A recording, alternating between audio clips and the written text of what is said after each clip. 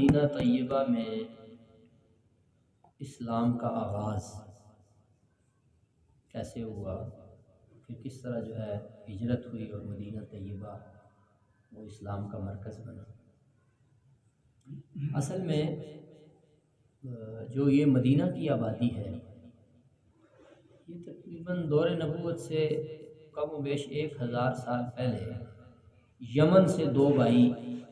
یہاں منتقل ہوئے تھے، اوس اور خزرج۔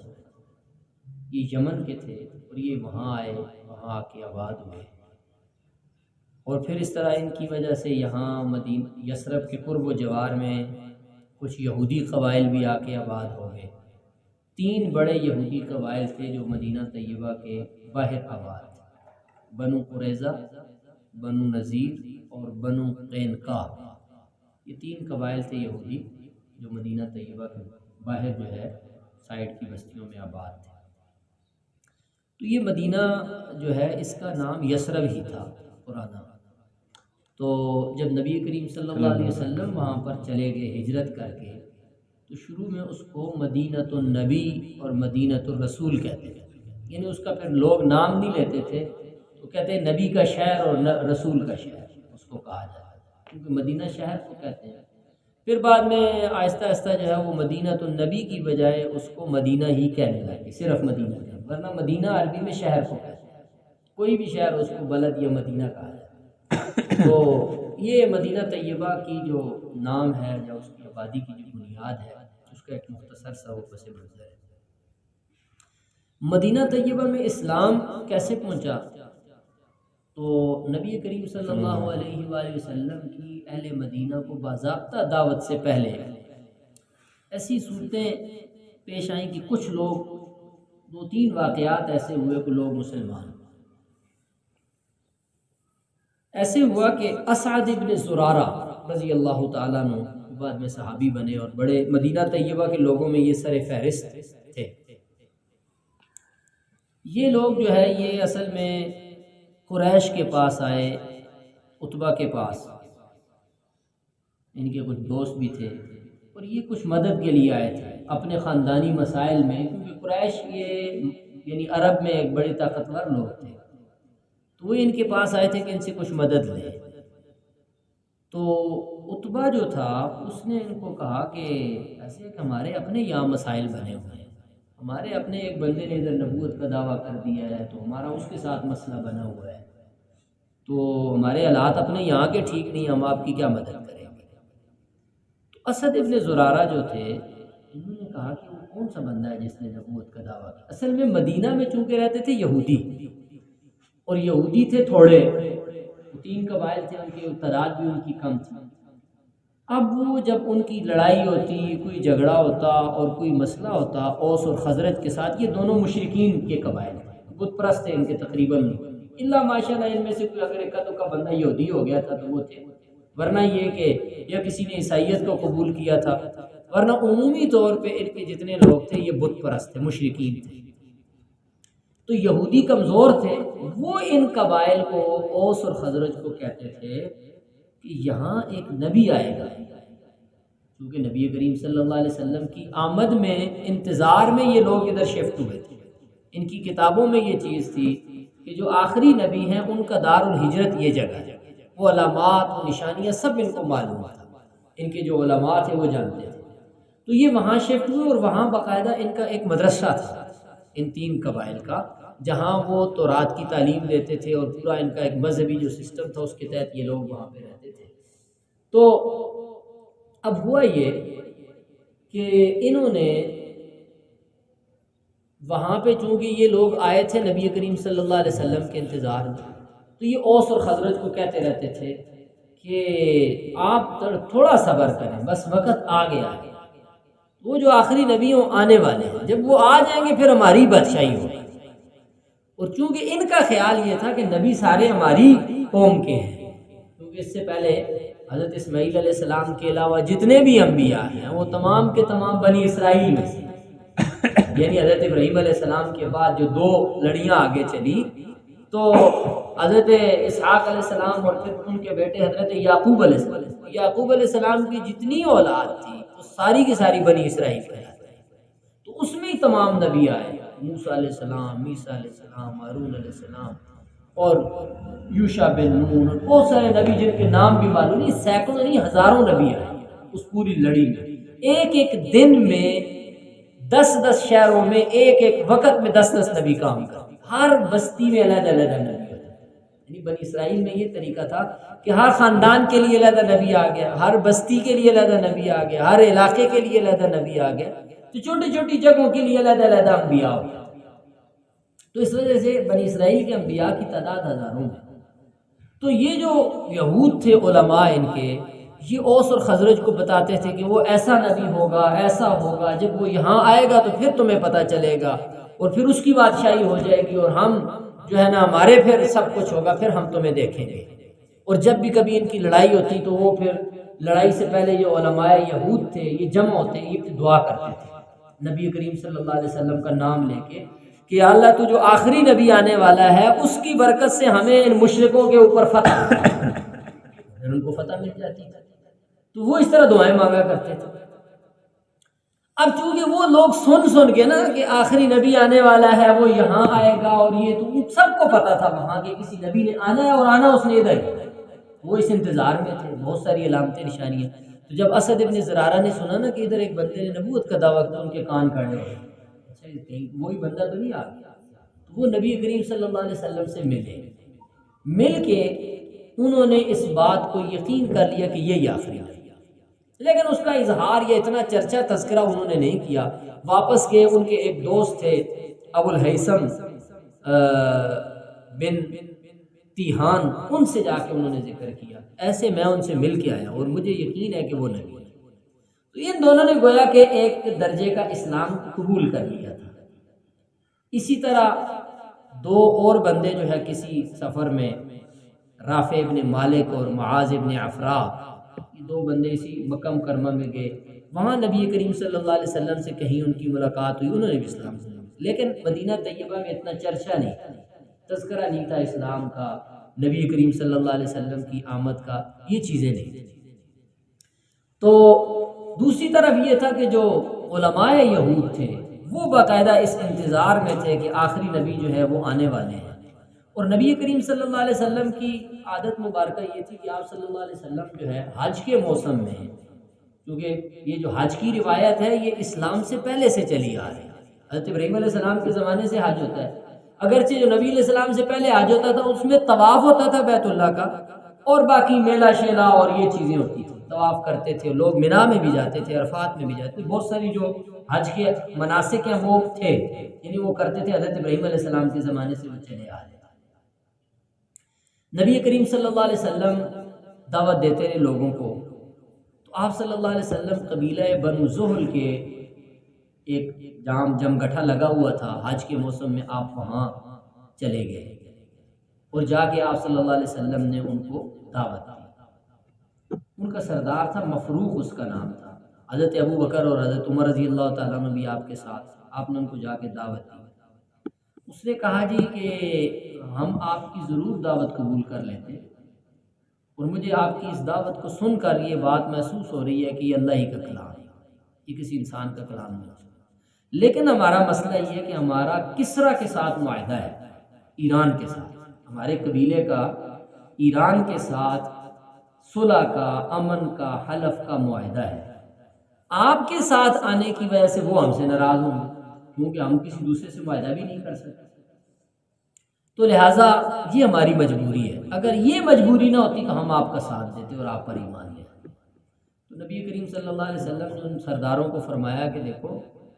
اللہ تعالیٰ اپنے دین کی مدد خود کرے گا، اس کو کسرا کی یا تمہاری ضرورت نہیں ہے، لیکن یہ میں تمہیں بتا دوں ایک وقت آنے والا ہے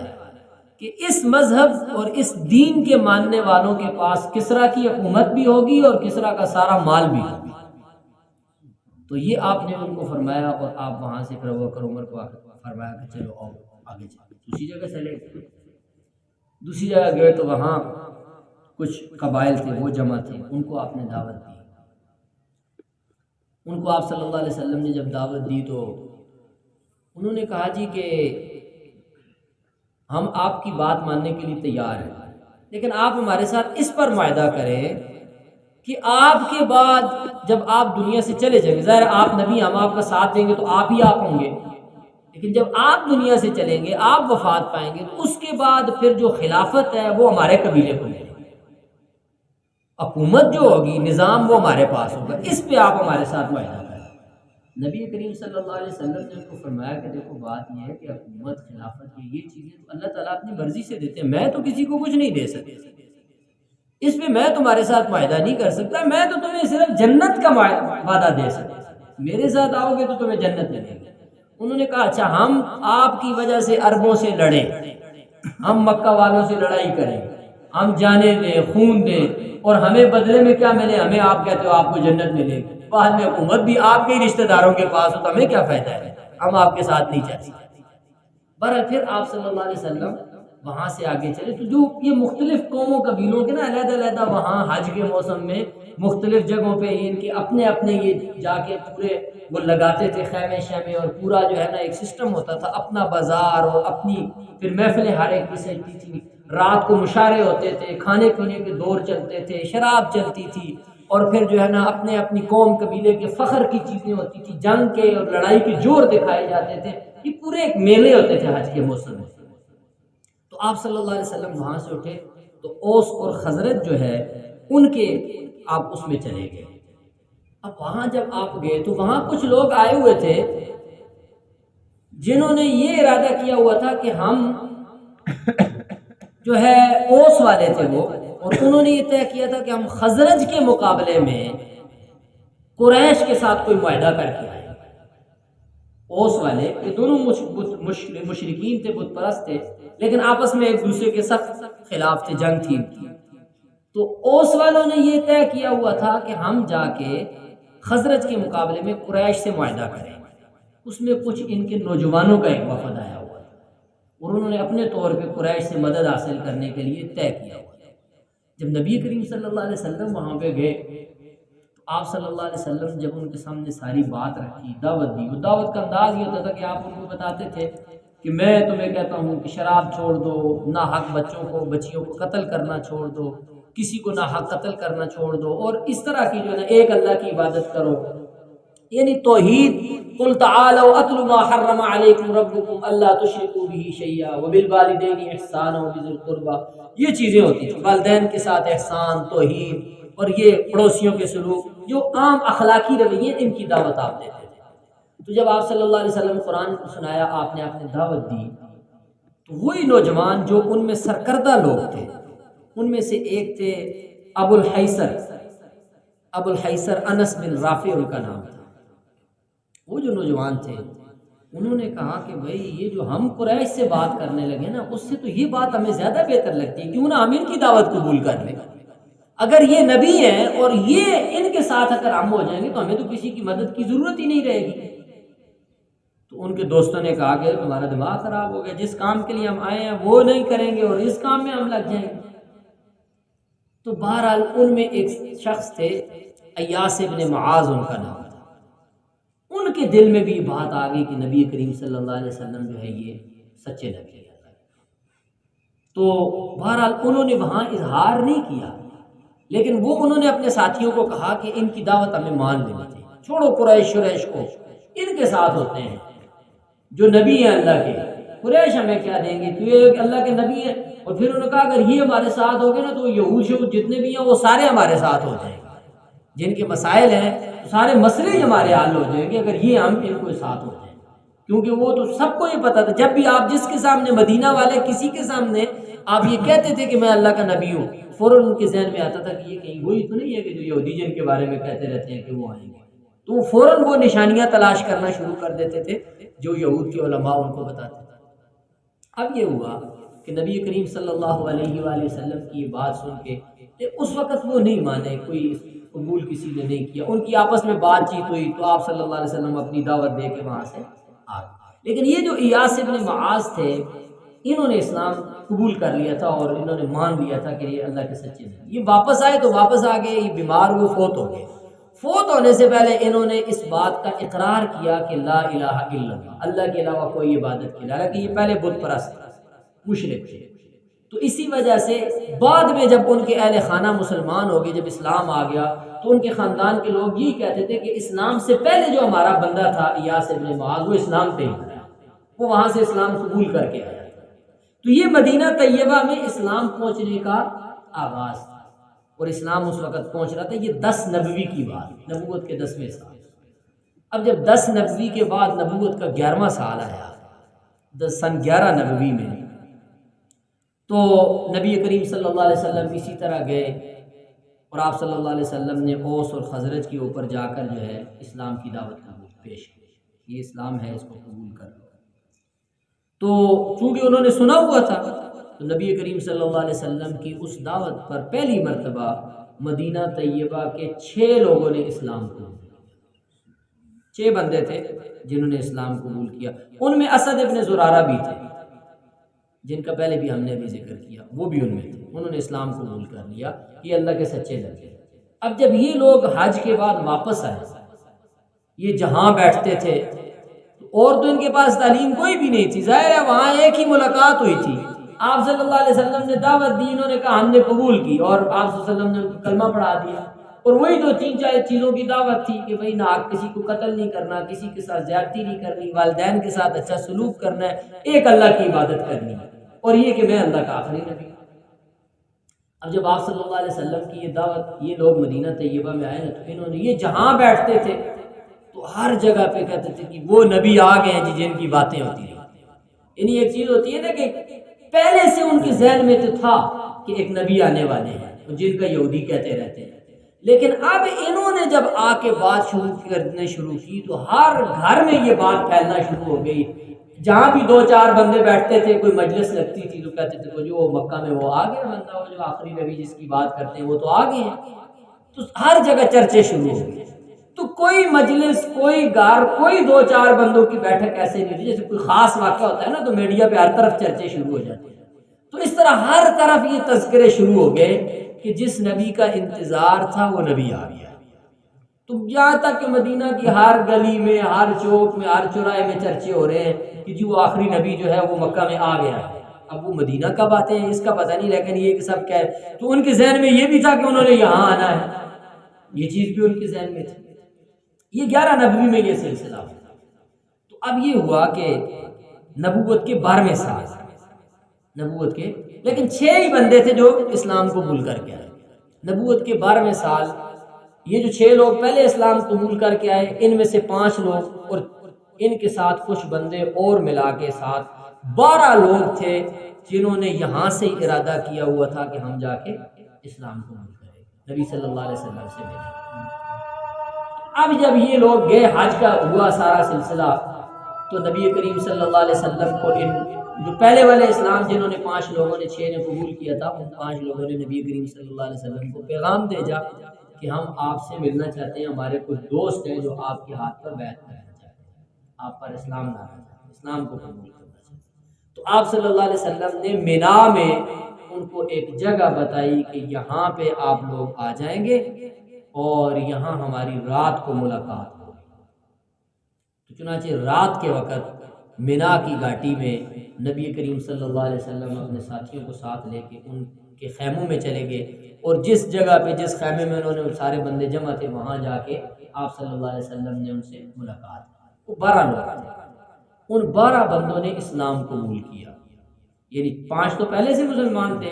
7 نئے مسلمان ہو گئے جو مدینہ طیبہ سے ہی آئے تھے، اور اب انہوں نے جب اسلام قبول کیا، اسلام آپ صلی اللہ علیہ وسلم کے ہاتھ پہ انہوں نے باقاعدہ بیعت ہاتھ رکھ کے انہوں نے عہد کیا، اور یہی چیزیں تھیں، انہی چیزوں کی تعلیمات تھی جو آپ صلی اللہ علیہ وسلم نے ان کو بنیادی دین کی باتیں تھیں، یعنی توحید ہے اور بت پرستی نہیں کرنی، شرک نہیں کرنا، اللہ کے علاوہ کسی کی عبادت نہیں کرنی، پڑوسیوں کے حقوق کا خیال، یہ چیزیں آپ صلی اللہ علیہ وسلم کو دعوت۔ اب جب یہ لوگ واپس آنے لگے تو انہوں نے کہا جی کہ کیونکہ وہاں تو ہر جگہ آپ کا چرچا ہے، تذکرہ ہے، تو اسلام کی دعوت دینے کے لیے آپ ہمارے ساتھ کوئی بندہ بھیجیں جو وہاں آ کے لوگوں کو دعوت دے۔ تو یہ پہلی بیعت تھی، اس کو کہتے ہیں بیعت عقبہ اولا، عقبہ گھاٹی پہ کہتے ہیں، تو نہیں گھاٹی والی پہلی بیعت یہ 12 نبوی میں ہوئی تھی، جس میں 12 لوگ جو ہے وہ انہوں نے آپ صلی اللہ علیہ وسلم کے ہاتھ پہ بیعت کی۔ تو آپ صلی اللہ علیہ وسلم نے ان کے ساتھ 2 بندے بھیجے، ایک عبداللہ ابن ام مکتوم نابینا صاحب، یہ نبی کریم صلی اللہ علیہ وسلم کے مسجد نبی کے بعد میں مؤذن بنے، اور دوسرے حضرت مصعب ابن عمیر، یہ بڑے ینگ تھے اور بڑے سمجھدار اور بہت خوبصورت اور بہت، یہ مکہ کے شہزادے تھے، اور ان کے اسلام کا عجیب واقعہ ہے کہ اتنے حسین و جمیل تھے اور اتنے مالدار تھے کہ یہ مکہ کی کسی گلی سے گزر جاتے نا تو بعد میں 3 گھنٹے تک پتہ چلتا تھا کہ یہاں سے مصعب ابن عمیر گزر کے گئے، اور جب پتہ چلتا کہ مصعب آ رہے ہیں تو لڑکیاں ان کو گھروں کے دروازوں سے تاکتی تھی، چھتوں سے کھڑے ہو کے ان کو دیکھتی تھی، خوبصورت تھے اور ایسے عمدہ لباس پہننے والے اور خوشبوئیں اور یہ چیزیں تھیں، لیکن جب انہوں نے اسلام قبول کیا اور گھر سے نکلے تو ان سے ان کا لباس، ان کے کپڑے بھی لے لیے، ننگے گھر سے نکلے، یعنی ان پہ سختی کی گئی، مارا گیا۔ جب انہوں نے نہیں چھوڑا تو پھر ماں باپ نے کہا کہ پھر یہ ہے کہ آپ کو سب کچھ چھوڑ کے جانا پڑے گا۔ انہوں نے کہا سب کچھ آپ کا ہے، مجھے کچھ بھی نہیں چاہیے، میں محمد صلی اللہ علیہ وسلم کو نہیں چھوڑ سکتا۔ جب یہ نکلنے لگے گھر سے تو انہوں نے کہا یہ کپڑے بھی ہمارے پیسوں کے ہیں، یہ بھی اتارو۔ انہوں نے وہ کپڑے بھی اتار دیے، کپڑے بھی، انہوں نے کہا سب کچھ لے لو لیکن میں محمد صلی اللہ علیہ وسلم کو نہیں چھوڑا۔ پھر یہ آپ صلی اللہ علیہ وسلم کے پاس آ گئے، شروع میں مسلمان ہوئے، تو آپ صلی اللہ علیہ وسلم نے ان کو بھیجا۔ اب یہ چونکہ بڑے سلیقے والے اور بڑے باصلاحیت تھے، اور آپ کو پتہ ہے جو بڑے خاندانوں کے لوگ ہوتے ہیں نا ان کے اندر بات کرنے کا سلیقہ زیادہ عمدہ ہوتا ہے، زیادہ اچھے طریقے سے وہ بات کر سکتے، اس کے اثرات ہوتے ہیں، خاندانی جو تربیت پس منظر ہوتی ہے وہ انسان کے اوپر اثر انداز ہوتا ہے۔ اب حضرت مصعب ابن عمیر رضی اللہ تعالیٰ عبداللہ ابن ام مکتوم جب آئے مدینہ طیبہ میں، اسد ابن زرارہ جو تھے انہوں نے ان کو اپنے گھر میں ٹھہرایا، یہ وہاں رہ گئے۔ اب یہ روزانہ صبح کے وقت نکلتے، جہاں جہاں ٹولیاں لگتی تھی نوجوانوں کی، جہاں مجمع لگتے تھے، بازار تھا، دکانیں تھیں، یہ لوگوں کے پاس جاتے، ان کو قرآن سناتے، ان کو اسلام کی دعوت دیتے۔ بس لوگ تو پہلے ہی انتظار میں تھے، بس ایک کم لوگوں نے اسلام قبول کرنا شروع کیا، مدینہ طیبہ میں اسلام پھیلنا شروع ہو گیا۔ اب یہ ہوا کہ ایک جگہ پہ اسد ابن زرارہ، مصعب ابن عمیر رضی اللہ تعالیٰ عنہ، یہ لوگ بیٹھے ہوئے تھے، تو حضرت اسید ابن حضیر رضی اللہ تعالیٰ عنہ بڑے جلیل القدر صاحب، تو یہ آئے، یہ اسد ابن زرارہ کے خالہ زاد تھے، یہ آئے، ان کے ہاتھ میں تلوار تھی، انہوں نے کہا تم نے کیا تماشا لگایا ہوا ہے ادھر ہمارے شہر میں آ کے، یہ سب تم نے ادھر فتنہ مچا دیا ہے، کوئی نیا دین لے کے آ گئے ہو۔ تو اسد ابن زرارہ کو کہا کہ تمہاری رشتہ داری کا خیال نہ ہوتا نا، تمہیں بھی اور تمہارے مہمانوں کو بھی میں جو ہے نا ٹھیک کر لیتا، آج کے بعد یہ چیز نہیں ہونی چاہیے، بس اس کو ادھر ہی ختم کرو، ان کو واپس لے جاؤ۔ تو حضرت مصعب ابن عمیر رضی اللہ تعالیٰ عنہ آگے سے ان کو کہنے لگے کہ دیکھیں بات یہ ہے، آپ ہماری بات سن لیں، اگر ہماری بات غلط ہو تو آپ جو سزا ہمیں دیں ہمیں قبول ہے، لیکن اگر ہماری بات ٹھیک ہو اور آپ سمجھیں کہ یہ صحیح ہے تو پھر اس کو قبول کرنے میں کیا حرج ہے۔ انہوں نے کہا بات تو آپ نے انصاف کی ہے، تو آپ کی کیا بات ہے آپ بتائیں۔ تو حضرت مصعب ابن عمیر رضی اللہ تعالیٰ عنہ نے اسلام کی دعوت دی، اسلام کا تعارف کرایا اور قرآن کی کچھ آیتیں پڑھ کے سنائی۔ تو انہوں نے کہا کہ یہ تو کسی انسان کا کلام نہیں ہو سکتا، یہ بالکل سچا ہے، اگر کوئی آپ کے دین میں آتا ہے تو اس کا کیا طریقہ ہے۔ تو مصعب ابن عمیر رضی اللہ تعالیٰ اس کا طریقہ یہی ہے کہ آپ وضو کریں، کپڑے صاف پہنیں اور کلمہ شہادت پڑھیں تو آپ اسلام سے، اسی وقت انہوں نے پھر اسلام قبول کیا۔ جب انہوں نے اسلام قبول کیا انہوں نے کہا کہ ہمارا ایک رشتہ دار ہے سعد ابن معاذ اس کا نام، اگر وہ اسلام قبول کر لینا تو بس سمجھو کہ سارا مدینہ ہی اسلام قبول کر لے، تو اس کے پاس جا اس سے بات کرتے ہیں، اس کو دعوت دیتے ہیں، اگر اس نے دعوت قبول کر لی سارا مسئلہ حل ہو جائے گا۔ یہ اوس کے سردار تھے، قبیلہ اوس کے۔ تو مصعب ابن عمیر رضی اللہ تعالیٰ کا کوئی حرج نہیں، چلے جاتے ہیں ان سے بھی بات کر لیتے ہیں۔ جب انہوں نے دور سے سعد ابن معاذ رضی اللہ تعالیٰ نے دیکھا نا تو وہ سمجھ گئے کہ یہ جو اسید ابن حضیر ہیں اور اسد ابن زرارہ ہیں یہ کچھ بدلے بدلے سے لا دے گا۔ تو یہ جب پاس گئے تو حضرت سعد ابن معاذ نے تلوار نکالی اپنی، جو قبائلی لوگ اس کو زیادہ سمجھ سکتے ہیں نا کہ جب کوئی تھوڑا سا بھی ادھر ادھر ہو نا تو فوراً کیا مسئلہ ہے، تو انہوں نے ایسے تلوار کھینچی، انہوں نے کہا لگتا ہے تمہارے بھی تیور بدلے ہوئے۔ انہوں نے کہا بھائی بات یہ ہے کہ آپ ہمارے قبیلے کے سر خاندان کے بڑے ہیں، آپ بات سن لیں، اگر بات صحیح ہو تو حق بات کو قبول کرنا چاہیے، بات غلط ہو تو ہم آج ہی ان کو واپس بھیج دیں گے۔ تو مصعب ابن عمیر انہوں نے کہا یہ ٹھیک ہے، تو آپ اپنی بات بتائیں۔ وہاں بھی مصعب ابن عمیر رضی اللہ تعالیٰ عنہ اسی طرح قرآن پڑھ کے سنایا اور ساتھ میں جو ہے اسلام کا تعارف کروایا، اسلام کی دعوت دی، تو انہوں نے بھی کہا کہ یہ آپ کا دین جو ہے اتنا خوبصورت دین ہے، اس میں داخل ہونے کا کیا طریقہ ہے؟ تو ان کو بھی بتایا گیا، انہوں نے بھی اسی وقت کلمہ پڑھا۔ جیسے ہی انہوں نے کلمہ پڑھا تو انہوں نے کہا کہ چلو آ جاؤ، سب کو ساتھ لیا اور چلے گئے قبیلے کے سارے قبیلے کے لوگوں کو جمع۔ انہوں نے کہا کہ میرے بارے میں آپ کا کیا خیال ہے، میں کیسا بندہ ہوں؟ انہوں نے کہا جی کہ آپ جیسا بندہ تو ظاہر ہے آپ سردار ہیں، اتنا سمجھدار، عقل مند اور باشعور انسان تو اور کوئی نہیں ہے۔ تو انہوں نے کہا کہ پھر تمہیں میں بتا رہا ہوں کہ میں اس وقت تک نہ کھانا کھاؤں گا، نہ پانی پیوں گا، نہ گھر میں جاؤں گا، جب تک تم میں سے ایک بندہ بھی کافر ہے، ایک بندہ بھی اگر اسلام قبول کرنے سے رہ گیا تو میں کھانا شانا نہیں کھاتا ہوں، میرا کچھ بھی بھائی کارڈ ہے، میں بھوک ہڑتال ہے۔ انہوں نے کہا جی ہم تو ویسے ہی آپ کے پیچھے لبیک کہنے کے لیے تیار ہیں، تو پورا خاندان ان کا مسلمان ہے۔ تو یعنی ابھی نبی کریم صلی اللہ علیہ وسلم مدینہ طیبہ نہیں آئے، دو بندے آئے، مصعب ابن عمیر اور عبداللہ ابن ام مکتوم نابینا، اور مدینہ کے گھر گھر میں اسلام کی صدائیں اور نبی کریم صلی اللہ علیہ وسلم کے چرچے۔ یعنی مدینہ والوں سے ایسے ہی نہیں نبی علیہ السلام کو محبت، انہوں نے آپ کے آنے سے پہلے ہی اتنی محبتیں دی، اتنی محبتیں دی، یعنی وہ بے چین تھے نبی کریم صلی اللہ علیہ وسلم سے ملنے کے لیے اور آپ کے یہاں آنے کے لیے، اور ایک انتظار میں تھے۔ تو یہ مدینہ طیبہ میں ایسے اسلام پھیل گیا، ہر جگہ پہ اسلام کے چرچے ہیں۔ ادھر سے اسد ابن زرارہ جو تھے انہوں نے کہا جی کہ اب یہ ہے کہ اتنے لوگ بھی مسلمان ہو گئے، کوئی ہم جمع بھی ہوا کریں آپس میں، ان سب لوگوں کو جمع کر کے ان کے ساتھ کوئی بات چیت کیا کریں گے، یہ نہ ہو کہ یہودی پھر ان کو ادھر ادھر کر لیں۔ اب یہود جو تھے بڑے پریشان تھے کہ یہ کیا ہو گیا ہے، یہ تو سارے لوگ اسی طرف جا رہے ہیں اور تو نبی تو کسی اور طرف آ گئے جس نبی کے ہم انتظار میں تھے۔ تو انہوں نے یہ طے کیا کہ ہم جمعہ کے دن جو ہے،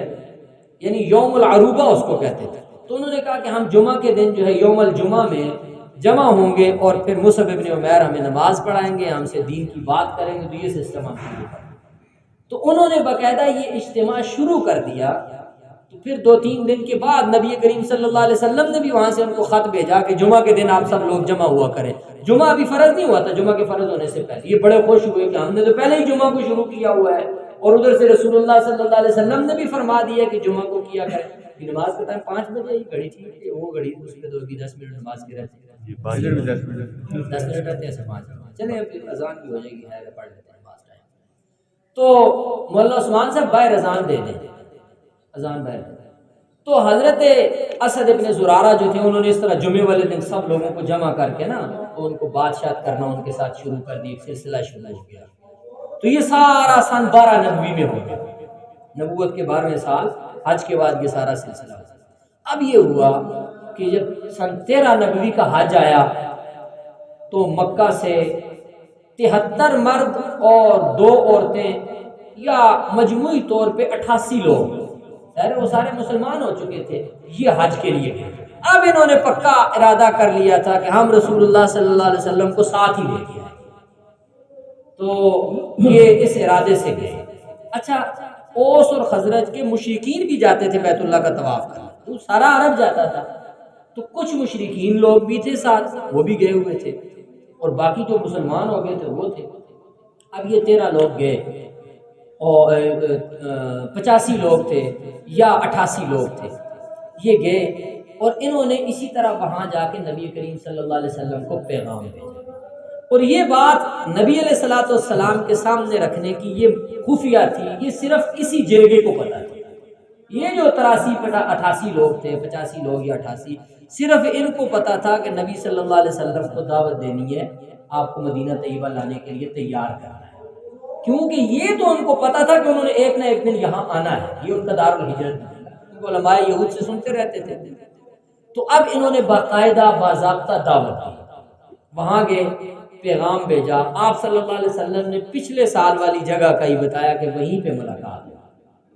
اب رات کو وہاں حضرت ابوبکر، عمر اور ساتھ میں حضرت عباس، نبی کریم صلی اللہ علیہ وسلم کے چچا، وہ ایز اے سرپرست آئے تھے، ابھی تک مسلمان نہیں ہوئے، وہ ابھی اسلام انہوں نے قبول نہیں کیا تھا، کیونکہ وہ بدر میں بھی مکہ میں سے لڑنے کے لیے آئے تھے، وہ بدر میں گرفتار ہوئے تھے نبی کریم صلی اللہ علیہ وسلم کے چچا حضرت عباس، لیکن خاندانی جو ہم نے پہلے بھی ذکر کیا نا، تو وہ خاندان کے بڑے تھے، تو سرپرست تھے، تو ساتھ آئے۔ نبی علیہ السلام نے بتایا ہوگا کہ مجھے مدینہ والے لے کے جانا چاہتے ہیں، آپ آئیں، تو وہ ساتھ آئے۔ وہاں نبی صلی اللہ علیہ وسلم کی طرف سے بات کرنے والے حضرت عباس،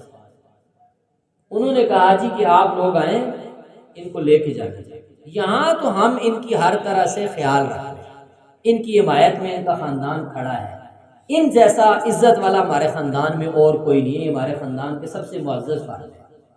آپ لے کے جانا چاہتے ہو تو آپ ان کی حفاظت کر سکو، ظاہر ہے آپ جاؤ گے تو یہ قریش تو آپ کے خلاف ہو جائیں گے، سارے آپ کے ساتھ جنگ بھی ہوگی، لڑیں گے بھی، تو آپ کیا، پھر آپ کا کیا اس کا جواب ہوگا؟ انہوں نے کہا، انہوں نے نبی کریم صلی اللہ علیہ وسلم سے کہا کہ یا رسول اللہ آپ کیا چاہتے ہیں، آپ اپنے مطالبے بتائیں، اپنی بات رکھیں۔ نبی کریم صلی اللہ علیہ وسلم نے فرمایا کہ میں آپ کے ساتھ جانے کے لیے تیار ہوں، لیکن کیا جس طرح آپ اپنے بچوں کی، اپنی بیوی کی، اپنے گھر والوں کی حفاظت کریں، میرے ساتھیوں کی اسی طرح حفاظت کریں گے؟ انہوں نے کہا ہم تیار، کہ اس کے لیے اگر آپ کو پورے عرب سے جنگ کرنی پڑی، انہوں نے کہا ہم اس کے لیے تیار۔ تو نبی کریم صلی اللہ علیہ وسلم نے فرمایا کہ اس کے لیے آپ کو مالی پریشانیاں بھی اٹھانی پڑیں گی، انہوں نے کہا ہم اس کے لیے بھی تیار۔ جب انہوں نے ہر چیز پہ لبیک کہا تو پھر انہوں نے کہا کہ اچھا ہمیں یہ بتا دے کہ یہ سارے کام ہم کریں گے، آپ کی حفاظت بھی کریں گے، آپ کے لیے مریں گے بھی، بچے اولاد سب کچھ قربان کریں گے، مال و اسباب قربان کریں گے، ہمیں کیا ملے گا؟ تو نبی کریم صلی اللہ علیہ وسلم نے فرمایا آپ کو جنت ملے گی۔ انہوں نے کہا ہمیں قبول ہے۔ آپ نے فرمایا تمہیں جنت ملے گی، یہ نہیں فرمایا کہ تمہاری بھی دنیا اچھی ہو جائے گی۔ اسلام میں اصل وعدہ جنت کا، یہ بات ہمیں ذہن میں رکھنا ہے۔ سیرت ہمیں جو بتاتی ہے اعمال پہ، اچھی زندگی پہ، اصل وعدہ یعنی یہ ایک تصور ہے کہ دنیا بھی آپ کی اچھی ہونی چاہیے، اسلام اس سے منع نہیں کرتا، لیکن نظر ایک مومن کی دنیا کی اچھائی پہ نہیں ہونی چاہیے کہ میں نماز پڑھوں گا، نیک بنوں گا، سود کو چھوڑوں گا، حرام خوری سے بچوں گا تو مجھے دنیا میری اچھی ہو جائے گی، نہیں، اصل نظر جنت ہے۔ اس لیے نبی کریم صلی اللہ علیہ وسلم نے ہر ایک کو وعدہ جنت کا دیا ہے، دنیا تو ساتھ ہے ہی، لیکن اصل وعدہ جو ہے، تو اتنی بڑی جو کام تھا اس پہ آپ نے نہیں فرمایا کہ سارا عرب تمہارے زیر نگی ہوگا، مدینہ دارالخلافہ بن جائے گا، ساری دنیا کے لوگ وہاں آئیں گے، سب کچھ ہوا، اور آپ صلی اللہ علیہ وسلم پہلے سے بتا چکے تھے کہ کیسر و کسرا بھی فتح ہونے والے ہیں، لیکن آپ نے ان کو یہ نہیں فرمایا کہ تمہیں دنیا کی حکومتیں مل جائیں گی، آپ صلی اللہ علیہ وسلم نے ان کو فرمایا کہ تمہیں جنت ملے گی۔ انہوں نے کہا ہمیں قبول ہے، آپ ہم سے بیعت لیں اور ہمارے ساتھ اطاعت کریں کہ آپ آ رہے ہیں۔ تو آپ صلی اللہ علیہ وسلم نے جب بیعت کرنے کا ارادہ کیا تو ان میں سے ایک شخص کھڑے ہوئے، حضرت اسد ابن زرارہ کھڑے ہوئے، انہوں نے اللہ تعالیٰ کی حمد و ثنا کی اور تھوڑی باتیں کی کہ ہم ہر قربانی آپ کی دیتے ہیں۔ ایک دوسرے صحابی کھڑے ہوئے، انہوں نے ابو الہیثم کھڑے ہوئے، انہوں نے کہا یا رسول اللہ ہم سب کچھ قربان کریں اور ہمیں یقین ہے، کیونکہ ہم تو آپ کو مان چکے ہیں، ہمیں یقین ہے آپ اللہ کے نبی ہیں، کل کو مکہ بھی فتح ہوگا، یہ تو آپ کا اپنا شہر ہے، پھر کہیں آپ ہمیں چھوڑ کے واپس تو نہیں آ جائیں۔ تو نبی کریم صلی اللہ علیہ وسلم نے فرمایا کہ میرا مرنا بھی تمہارے ساتھ ہے، میرا جینا بھی تمہارے ساتھ ہے، میری زندگی تمہاری زندگی ہے، تمہاری زندگی میری زندگی ہے، میں تم سے ہوں، تم مجھ سے ہو، میں مدینہ والوں کے لیے ہو جاؤں، میں کبھی بھی واپس نہیں۔ تو پھر انہوں نے کہا یا رسول اللہ پھر دیر کس بات کی، بس ہم سے بیعت ہوگی۔ آپ صلی اللہ علیہ وسلم نے انہی چیزوں پہ ان سے بیعت کی کہ ناحق کسی کو قتل نہیں کرنا، زنا نہیں کرنا، پڑوسیوں کے حقوق کا خیال کرنا ہے، شرک نہیں کرنا، ان چیزوں پہ بیعت لی آپ صلی اللہ علیہ وسلم نے ان سب سے۔ اور بیعت لینے کے بعد یہ اس کو بیعت عقبہ ثانیہ کہا جاتا ہے، دوسری بیعت، یہ دوسری بیعت ہوئی،